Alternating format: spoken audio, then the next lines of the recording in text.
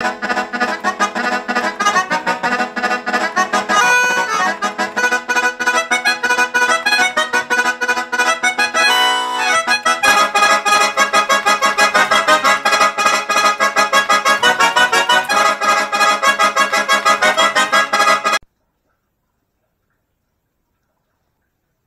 les gars, parfois il vaut mieux se taire plutôt que de dire des bêtises.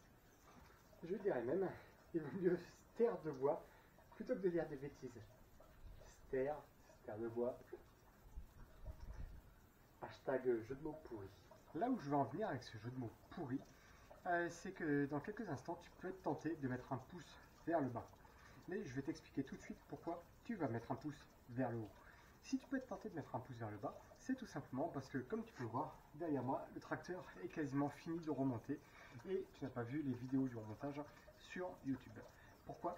Parce que j'ai perdu les vidéos avec une fausse manip en voulant les télécharger sur l'ordinateur. Donc pour ça, tu pourrais être tenté de mettre un pouce vers le bas.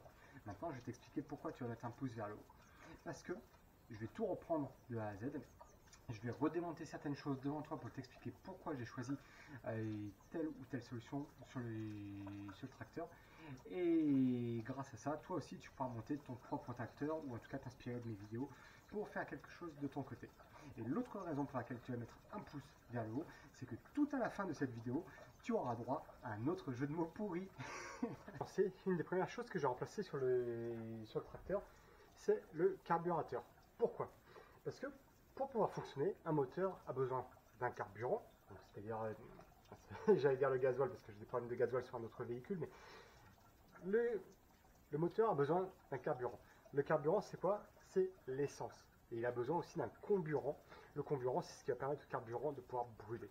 Le comburant, en l'occurrence, c'est l'air qui est présent dans l'air ambiant. Pour pouvoir donc transformer ce carburant en un produit encore plus combustible, on ajoute de l'air à l'intérieur et ça passe par un carburateur.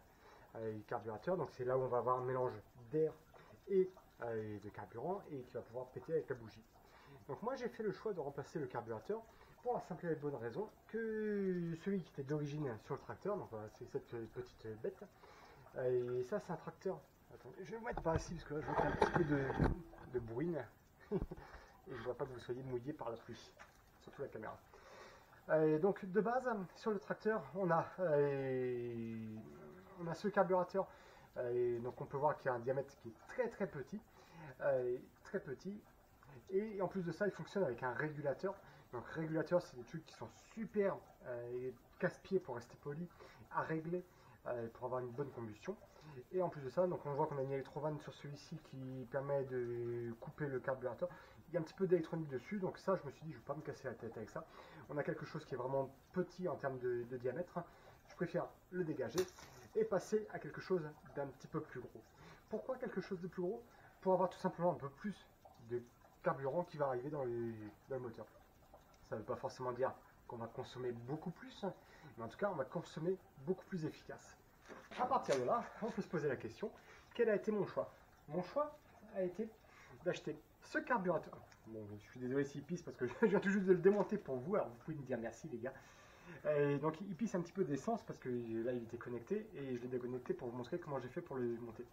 Donc là il s'agit d'un carburateur de moto, un carburateur de dirt bike. Les petites motos des 250 cm3 voire 300 cm3 utilisent ce genre de carburateur. La différence entre l'autre et celui-ci, c'est que celui-ci il fonctionne avec un système de boisseau. Vous voyez, quand vous le recevez, vous avez juste à dévisser le dessus et vous avez un ressort à l'intérieur. Ce ressort, en réalité, moi aujourd'hui il m'intéresse énormément parce que ça va nous permettre d'avoir un rappel pour la pédale. C'est-à-dire que sur l'autre carburateur, j'aurais été obligé juste d'avoir un ressort sur la pédale pour pouvoir la ramener dans le sens inverse. Là déjà, d'entrée de jeu, je sais que j'ai quelque chose qui va permettre de décélérer en permanence. Donc, ça a été mon choix. Donc, on a un système de boisseau. Et ce carburateur, comme vous pouvez voir, par rapport à l'autre, il est beaucoup plus gros. Voilà. On peut voir la différence sur les deux. Donc, le premier, qui est tout petit, celui-ci est un peu plus gros. Il n'est pas forcément beaucoup plus gros. J'ai hésité à vous donner la référence, parce que je me suis dit j'ai pas envie de me faire copier, mais malgré tout je vais quand même vous donner la référence parce que le but de cette chaîne c'est le partage avant tout. Donc ça en réalité c'est un carburateur de marque Mikuni, vous voyez c'est marqué dessus, Mikuni, et c'est du diamètre 26. Pourquoi 26? Parce que en réalité la pipe d'admission du moteur est en 26, alors que celui-ci c'est du 24. 24, donc c'est-à-dire que le carburateur est plus petit que la pipe d'admission. L'idée c'était d'avoir un carburateur qui soit à la même dimension que la pipe d'admission pour optimiser le brûlage du carburant.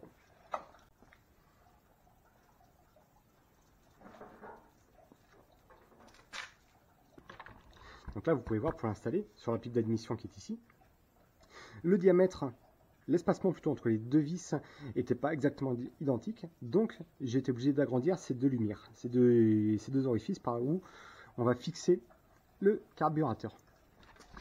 Donc je les ai légèrement élargis, et là je vais refixer le carburateur devant vous pour vous montrer comment j'ai procédé.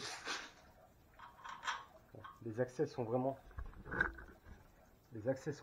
très petits. C'est un travail de chirurgien, comme diraient certains, et comme diraient d'autres, c'est un travail de gynécologue. Désolé pour l'image, les gars.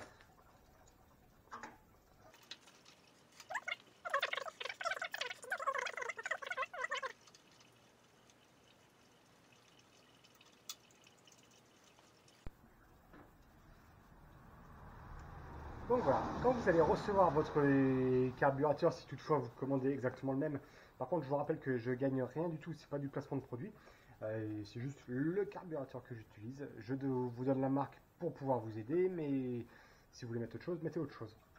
Là aujourd'hui, donc voilà, c'est mon carburateur. Donc quand je sors le boisseau, je ne veux pas vous apprendre comment fonctionne un carburateur, c'est pas du tout l'intérêt de cet épisode. Ça, je pourrais vous le montrer dans un autre épisode si vous le souhaitez. Par contre, je veux juste vous expliquer ce qui se passe sur un carburateur. Sur un carburateur, donc voilà, vous avez ce petit boisseau qui va nous permettre au carburant de remplir la cuve qui est à l'intérieur et de pouvoir être brûlé par le moteur. Ce qui va nous permettre de régler la quantité de carburant qui part dans le carburateur ici, c'est, voilà, il suffit juste de pousser dessus. Attention, il y a une petite lamelle à ne pas perdre. Voilà, vous voyez.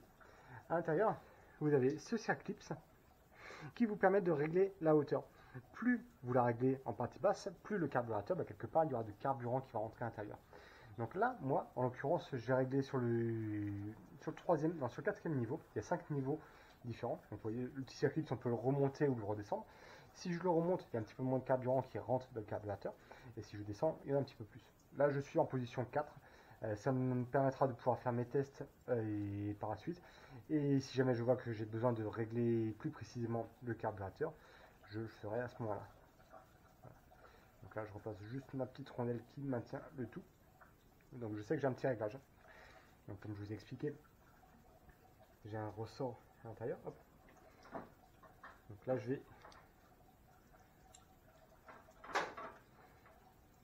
vais juste le reconstruire devant vous. Si j'y arrive, bien évidemment, avec mes deux mains gauches. Voilà. Je remets ma rondelle avec le joint. J'ai mis un câble de vélo. Et donc mon câble d'accélérateur, je vais le passer directement au niveau du boisseau. Ah, j'ai oublié un truc. On oublie, on revient en arrière. Je remets le ressort. Et donc voilà, là je passe mon câble à l'intérieur. Non, j'ai oublié un truc. Ah, c'est dans ce sens-là. Désolé, c'est les aléas du semi-direct.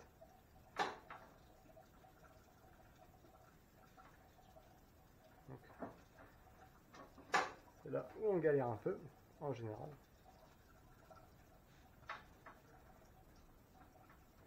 Donc l'idée, c'est de comprimer le ressort.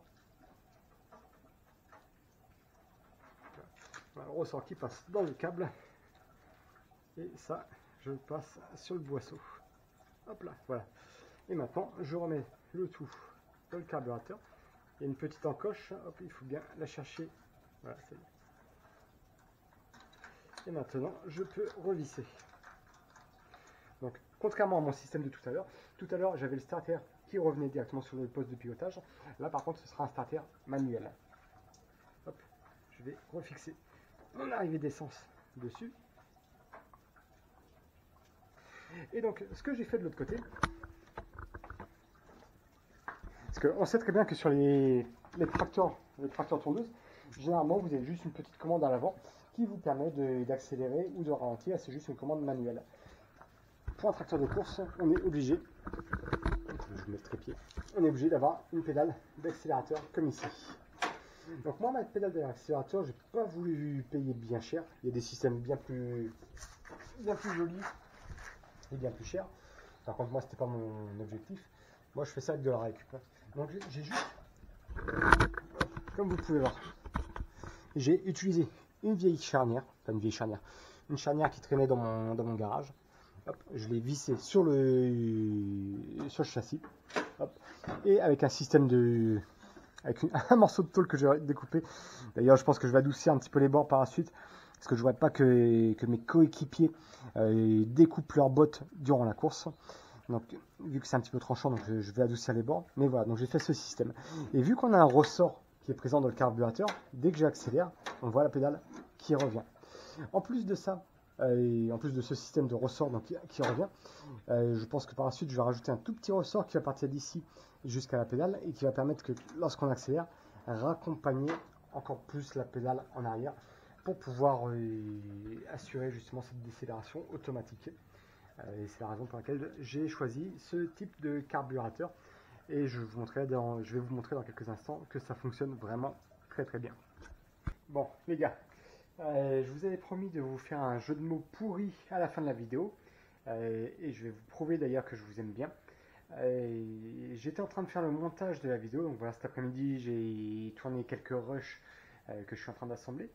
Il est quasiment 22h30 et je me suis rendu compte qu'au moment où j'avais tourné mon jeu de mots pourri que je vous avais promis, il n'a pas été enregistré. J'ai dû inverser le moment où j'actionne la caméra puis le moment où il est coupé.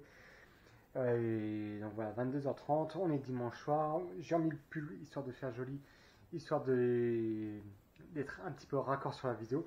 Je voulais pas vous montrer mon pyjama tout pourri avec marqué serre-moi fort dessus. Mais je vous ai promis un jeu de mots pourri et je vais le faire. Donc je vous disais que avec toutes les modifications qu'on va faire sur ce tracteur, eh ben, on va aller très très huître. très huître, très vite. Désolé. Il est tard. Bon, n'oubliez pas de vous abonner à ma chaîne et d'activer les notifications. À bientôt.